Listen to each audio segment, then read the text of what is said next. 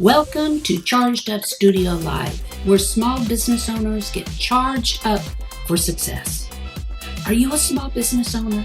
Do you find yourself struggling through the many responsibilities that come with the title entrepreneur? Well, we're here for you. Charged Up Studio is hosted by Market Atomy LLC, your prescription for what we call OPA. What is OPA? It's when you become so overwhelmed with the confusion that comes with business ownership that you become paralyzed and ultimately avoid doing anything in hopes it will take care of itself, or you put it off till later. Does that sound familiar? I'm your host, Dan Olivo, and each week we bring a business professional eager to charge you up as they talk about the many things that keep you from moving forward with your small business. So are you ready to get charged up for success? Let's hit it. So welcome back to Charged Up Studio, where we uncover the hidden gems of business success and learn from industry experts. I'm Dan Olivo, your host, and today we're continuing our Season 5 monthly focus on the Art of Entrepreneurial Responsibility for small business. A big part of entrepreneurial responsibility lies in understanding how to manage the growth of your resources entrusted to you. In today's episode, we're tackling a topic that is pivotal for small business success, creating well-defined career paths within your organization. Our guest has a wealth of experience in this area, and we're eager to tap into her expertise. She's a seasoned expert in leadership development and organizational growth, with a passion for helping small businesses create effective career paths when they're within their organization. So please join me in welcoming the founder of Aligned Leadership Academy, Dr. Karen Jacobson. Welcome to Charged Up Studio, Karen. Thank you so much. Thank you so much. Now, I'm really glad to have you here. So before we get started, I always ask my guests one specific question to kind of break the ice. So can we do that now? You got it. Okay. So if you were to go back and confront your younger self, what sage advice would you give her and at what age? You know, the funny thing about that question, because I have been asked that before, and personally, whether it's that or changing anything in my life, no matter what age I would say, I would just say keep going, because I would not change anything in the course of my life, good, bad, or different, because that's what made me who I am today. And I would not have had this path. I would not have had the accomplishments that I've achieved without going through what I've been through. That's very good. And you're absolutely right. We learn through our challenges. Those are the things that help us, in the long run. So with that being said, okay, as a human potential expert, what are some of the key areas that you dive into? I focus on what I call core skills, where many places you'll find them most often they're attributed as soft skills. It's the ability to have conversations with individuals. It's the ability to have the emotional intelligence, manage yourself, manage relationships, and it's the ability to tap into our own gifts, our skill sets, so that we can show up at our ultimate potential and be able to either collaborate as part of a team or lead if that's our choice. And what do you see? Well, what I see out there, and you probably see it as well, is as we move forward in business and with COVID, we've had to kind of pull away from in office experience, resources and things like that, and more virtual. But at the same time, a lot of your younger generations are coming in and they don't have those soft skills available. You know, how So are you?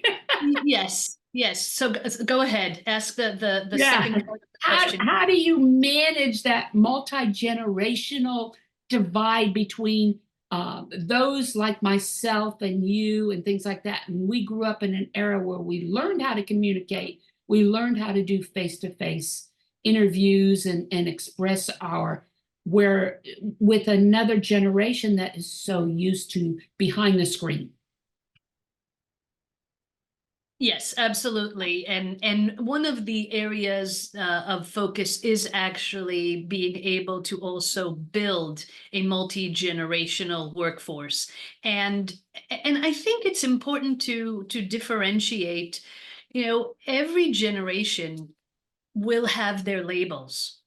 When we looked as an example years ago, there was a statement of that they're the most selfish, the most spoiled generation. Now, baby boomers today would probably attribute that to the millennials, but originally that was written about baby boomers. That's exactly it. And so really what is behind the generations, the phases are where we are in life. This is how I look at it. I look at the fact that when we get out of our primary education, and whether we go into secondary education or a trade school and go into the workforce, our goal in life is really about self. It's about creating our identity. It's about creating our identity at work. And because it's self, there's an attribution to it that it's also a very selfish period in life. The next phase goes into the aspect of starting to build the nest, starting to build the family. And then when we get to a certain point, we look to bring stability to the family. I don't care if you are Gen X, if you're a millennial, if you're Gen Z, if you're a baby boomer, or if you're the greatest generation. We all go through those growth phases and those archetypes in life.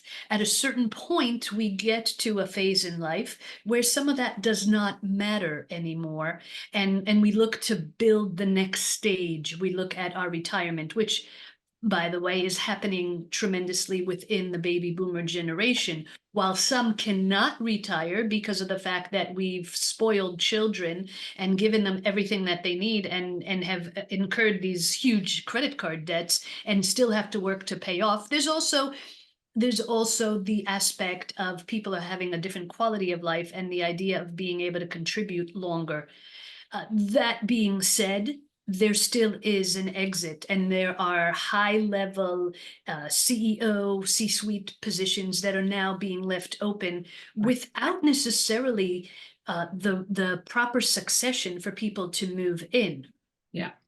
And a lot of the reasoning behind that is the baby boomer generation was so large, and the Gen Xers were maybe one or two per family. So we have a generation that's coming into the C-suite that is a lot smaller, and millennials may not be ready. Now, when it comes to certain skill sets, the older generations were forced. There was a play outside. There was no let's do homework on FaceTime. Right. So having that aspect of technology, while it sped up certain things, it interrupted other things. So it's looking at what is the good and the bad that's coming from every aspect around us. The other thing is, when you're looking at the changes in generation, while the ideology of work and family and relationship is very similar, the things that are going to be different is how we do them. Right. Right. Yeah, and you're absolutely right.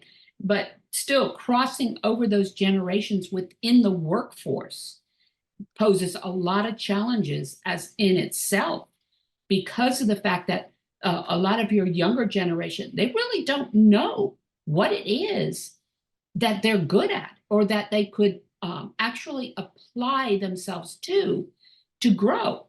And so, as an employer, I would say that we want to be able to pull that out of them and help them realize this, right? Absolutely, and that's where programs such as mentorship or even one of the things when I go in and consult with a company and we talk about some of those issues, we talk about where do you even start? Because succession planning, as an example, does not start when somebody is ready to retire in 6 months. Succession planning has to be decided upon in advance. There has to be grooming, there has to be quote unquote scouting, there has to be the visibility. Really, everything has to start from the onboarding of a new team member. Right. Looking at what are they looking for? What are their career goals? When we also help the young generation or the new employees come in and the new team members will have some career goals, then there is going to be more of the what I would call the psychic ownership, the loyalty to the company, the idea that, hey, I have a future here, I can contribute and I can grow. And being able along the way to also make sure we provide them not only with the core and with the hard skills that the job necessitates, but with those core quote unquote soft skills that help them also build their leadership. Right. You know, research shows today that as opposed to older times where we really promoted people based on the Peter principle. Hey, you've been in the position for long enough. You showed that you were good at work at doing the job. Now let's make you a supervisor on the job.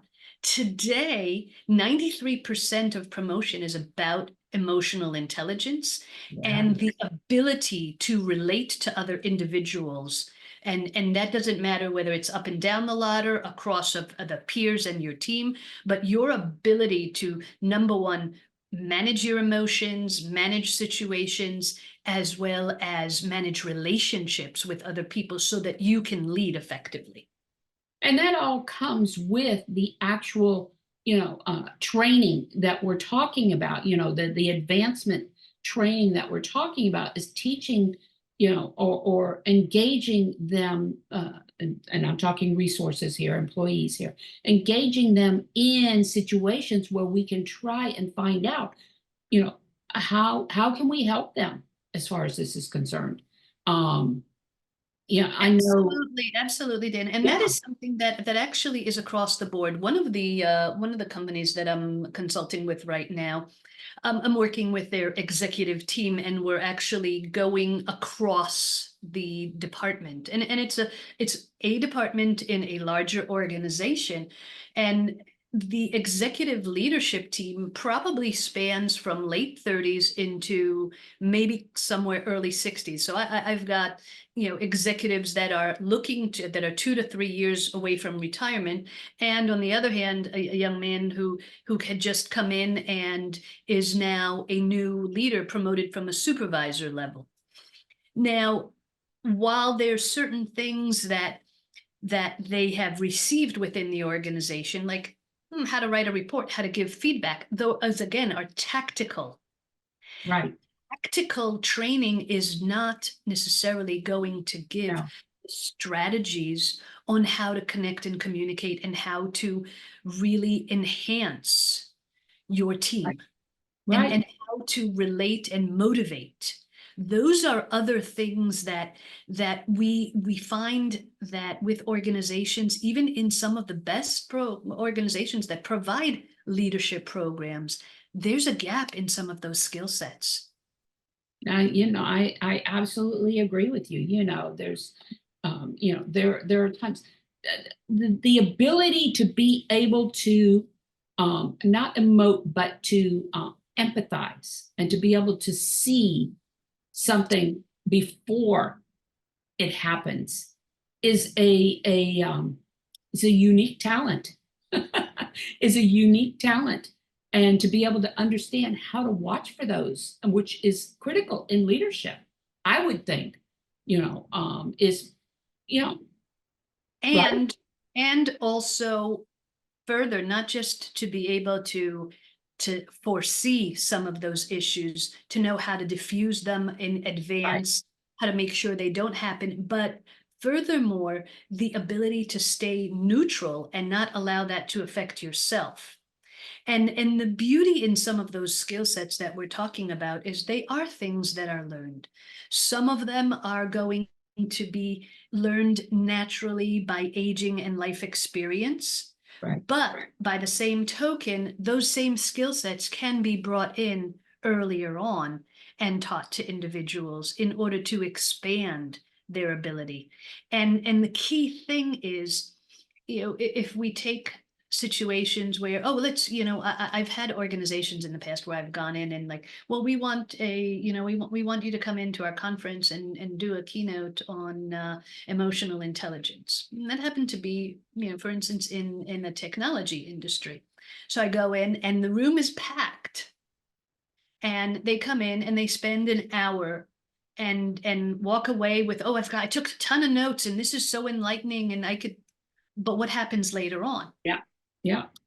Becomes shelf help. Yes, absolutely. And so really the concept behind it, and that's what I do when I go in an organization, is I'll give them a breath of transformation. Right. What do we need to do in order to not only teach the skill sets, but anchor them and train the team members and allow people to practice so that it can become more of a habit? And as you're saying, then that aspect of being able to foresee, like, hey, you know what? I remember that.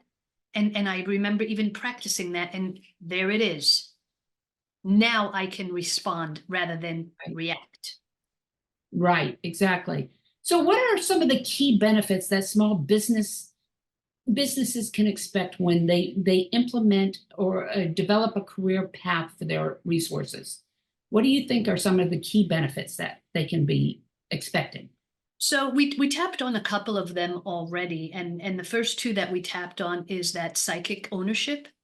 And psychic ownership is basically, while I might not be, I might not have stock, I might not have ownership, I might not have my name on the door, I still feel a sense of pride and a sense of belonging, and I'm willing to contribute to this organization. Right. I find that when that happens, people are more willing to step up. People are more willing to support other team members. It raises morale on that level as well, because it will reduce conflict within the organization. And as a result, there's higher levels of collaboration. And ultimately, an organization will become more effective and more productive, which contributes to the bottom line. So there's really a cascade of events that will happen as a result. The other thing is that you have longevity. You increase your retention and you can build the proper succession plan. You're building the right succession plan. You're allowing people to not only progress, but also people that are needing to leave can feel more comfortable with that. Right. Right. And it is all about teamwork. It's about collaboration, to try and maneuver in a vacuum per se is not going to be beneficial to the growth of a company when you're trying to build an environment, a succession plan, especially when we're talking about a successor. We want them to grow within that company with the respect that they deserve as they move up that ladder. Oh, absolutely. And the most valuable thing, this is something that even I remember, I don't remember the exact quote, but it was a quote by Richard Branson, and he talks about that the most valuable aspect of your business are your human capital. Right.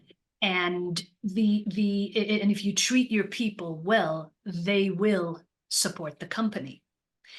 And the bottom line when it comes to that, I don't care, you could have the greatest product, you could have the greatest location, you could have a great opportunity and great marketing, but if you don't have a team that is working collaboratively to advance the organization, to promote the products, to serve the customers, and to support each other, then it's going to crash.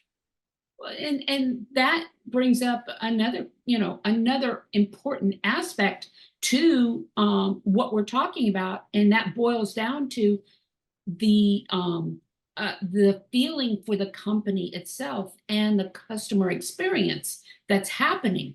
Okay, if your employees can't buy into what you're doing and what the expectations are on the back end as far as the employees, then the growth process is not going to work.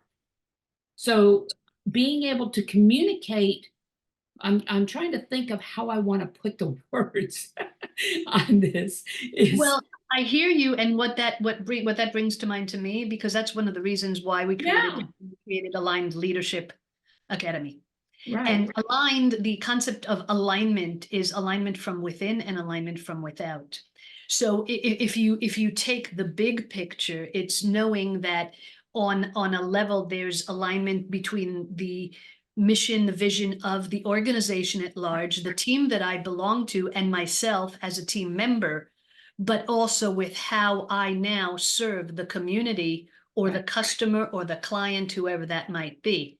And everything is in alignment, which allows proper flow No, from and I out. definitely, yeah. Yeah. And that's exactly what I was trying to state is the fact that, as a business owner myself, I'm talking about myself, it's my culture, it's my passion that's driving that business. But if I can't communicate that to my team members, to my resources, they are not going to go into this whole process of growing with the company and things like that with the same level of passion that I have if I can't communicate it effectively. So I would say that I'd love to say, because this is coming from experience, and I remember when years ago when I used to run my chiropractic offices. And I was honestly, I was so passionate, and I had colleagues that would say, no matter how you slice Karen, if inside out, outside out, whatever, she would just like bleed chiropractic. And I had struggles with hiring. First reason was because of the fact that I was looking for somebody who was going to be as passionate about what I do as I am. And when I was willing to let go of that, but communicate my message and make sure that they embrace the message and embrace the service and embrace what we offer, then I know I have a good ground to start with. Right. And in that situation, the way I used to do it was I changed the way I would interview. And the first thing would be people would come in and I would have a conversation about what to expect from the office and from what I do. And at the end of that talk, if that was something that didn't resonate with them, they didn't need to stay for the interview. Right. Right. Right. But you need to be able to communicate that clearly. Absolutely. Every single business needs to be able to communicate from the top down and from the bottom up. Just because of the fact that I might have my values and my vision on a website doesn't mean that people understand them, doesn't mean that people embrace them, and does not mean that they even follow them. Right. Right. And so when it comes to messaging, that message needs to be so crystal clear and Right. simplified that they can pull it out, they can grasp it, gather around it, understand it, and share it as well. So small businesses often have limited resources. So how can they effectively implement a career development program within their small business without straining their budgets? Do you have a process or something like that that you can offer our audience? Absolutely. And all the different programs, and I know many will say that our programs are custom tailored. The way I work with an organization, and I've been coined before the team whisperer, because I will go into an organization and actually be an extension of their team. And what I mean by that is I will go in, I will connect with everyone, I will see the problems from within and start working on that. And the program is designed to be specific for them. Whether it's a team of 5 that I'm working with or a organization that has 500, the program will be adapted according to their needs specifically. Now, there are always opportunities. There are programs that are custom designed when organizations want them, and there are programs that are also more quote unquote off the shelf in a can that an organization can have. There are also opportunities for licensing. There are coaching programs, there are assessments, there is a wide variety. When someone when an organization will choose to work, the first thing that we do is we're going to have a conversation to make sure that we're a right fit. And then I will identify what some of their challenges are, and have a conversation and explain exactly how organizations work with our company and what are the benefits that they can look for. And we look to identify the problem. Do they want a quick, immediate solution, or are they looking to transform? And that is how the programs are designed to fit that need. Right, right. So let's talk retention rates. Now, how can we, now naturally putting a program in like this is designed to, reduce the turnover rates. Okay. But part of this whole process has to happen within the hiring process as well. Absolutely. Yeah. That's where, so we want to make sure also that we're hiring the right people for the organization. That's what I started alluding to before when I started talking about, even within my own business, when I was a solo practitioner hiring for a chiropractic, I had to learn how to transform my hiring process and do behavior-based hiring. And what do I mean by that? Originally, I was hiring for the front because I wanted somebody that was going to be, bubbly and exciting. And I kind of hired people that were like me. Now, I confess I can't type more than about 30 words a minute. And those were the people that I ended up finding. Yeah. And hence those were the ones that could not do the jobs that were necessary in order to run the administrative side of the office. Big mistake in hiring. And so I had to learn how to change the hiring process to make it fit the position, not necessarily what I thought I wanted and who I thought I wanted. I'd still want to make sure that the person up front has a nice bubbly persona, but they had to have the skills in order to fill that position. And they also had to have the inclination to be able to do that job. So in today's world, we take that a step further. And when I go into an organization and they are looking to hire, we actually benchmark a position. We find out who the ideal candidates are for the job requirements. And think of it this way, like we create a template of what the candidate would be. And and that even gives us information on how to post a better ad and how to ask certain questions even during the interview, which make part of that selection process. And the third part would be doing an assessment, behavioral assessments to match, to see how well they fit in. And you know what? Those are things that I've done with organizations that were as small as under 20 employees to hire a manager. Most of those are better done when it's more of the leadership position.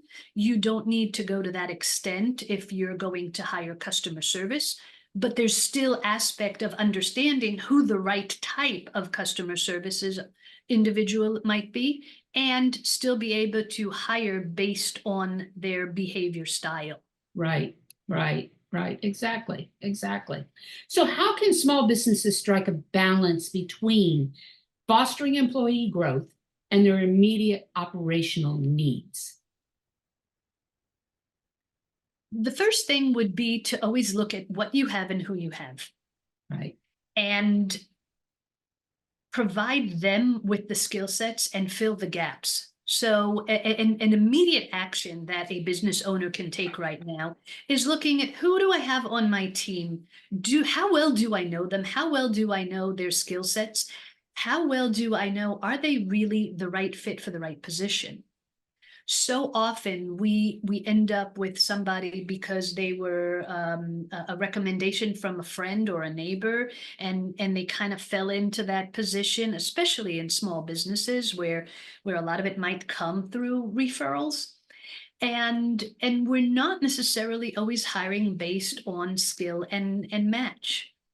And while very often we'll say, we have somebody who might be overwhelmed, um, sometimes it's not so much that they're overwhelmed, they're undermatched or they're mismatched. right, right, Give you an example. When we talked about having somebody sitting at the front desk who is more of the chatty person, might be great at customer service, but wasn't great at billing or any of the manual tasks. mhm, And that was a gap. And that was a gap that ends up growing within the business and gets hidden and tucked in a drawer somewhere until all of a sudden you find out that, hey, there wasn't proper billing done for the last 6 to 8 months.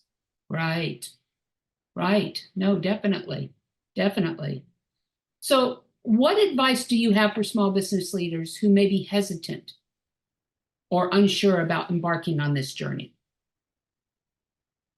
So the simple thing is to look at, to start with the self. What are your concerns, Right, and why are you concerned? Is it because you don't know what to do? Is it because you're not sure whether it's going to work? Or you don't know, all the questions that you might have? And in situations like that, the best thing would be, first of all, to list your own concerns. Just right, kind of take a self-assessment, know where you are with the process, and look at some of the resources of, what can I do right now on my own before I venture out to seek additional advice from the outside. By the same token, do not attempt to be one that's doing everything. The best example for that is, if I put my home up for sale, I'm not a real estate agent. I'm not going to do all the work and attempt to understand the contract and everything else. I'm going to hire the expert from the outside, because ultimately they'll do a better job. They'll find the issues. And in the long run, when I make that kind of investment, I'm still free to do the job that I'm best at. So as a business owner, do not attempt to make shortcuts. Do the assessment and the evaluation, right, but then go and seek the experts. And like most experts, many of us, you just pick up the phone and you want to have a conversation and ask questions. right, There's no cost to that. right, That's one of the reasons why I went in my business, when I'll set up, it's like, you want to talk and ask some questions, see if it's the right fit. Let's go ahead and set up a time. We'll do that. We'll do a capability briefing. I'll answer some of the big questions. And if we choose to move forward, we can have a conversation about that. right. No, definitely. Definitely. So we're coming up on the end of another episode of Charged Up Studio. And thank you, Karen, for joining us today and shedding light on how we can build an engaged team of employees committed to the growth of our small businesses. So how can our listeners reach you should they wish to? Very easy. I'm online on all social media, whether it's my website, whether it's LinkedIn. Probably between the website, there is a contact form there, and LinkedIn are probably the best two ways to reach me.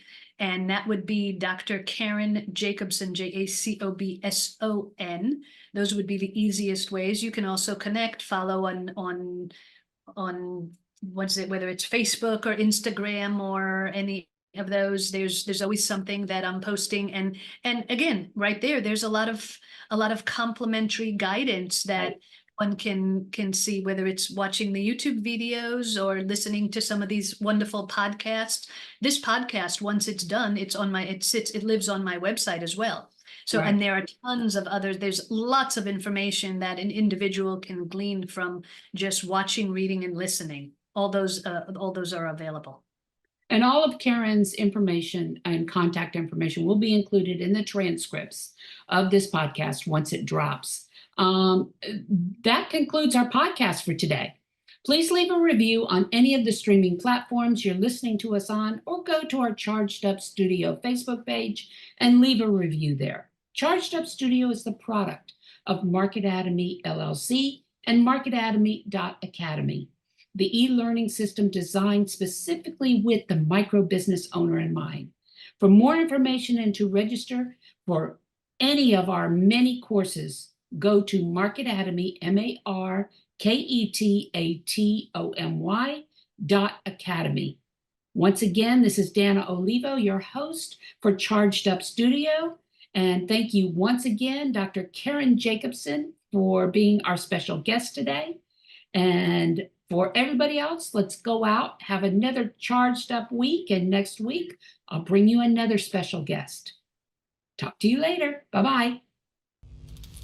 You've been listening to Charged Up Studio Live, the podcast with you, the small business owner, in mind, with your host, Dana Olivo. Join us every Tuesday as we bring you valuable tips and insights into many of the topics you don't know about growing a successful business. Please leave us a review on any of the streaming platforms you are listening to, or visit us on the YouTube or Facebook page and leave a review or subscribe so you don't miss another episode. You can also support us through Patreon by visiting our website, chargedupstudio.live, and click on the Patreon link. Until next week, go out and have a charged up week.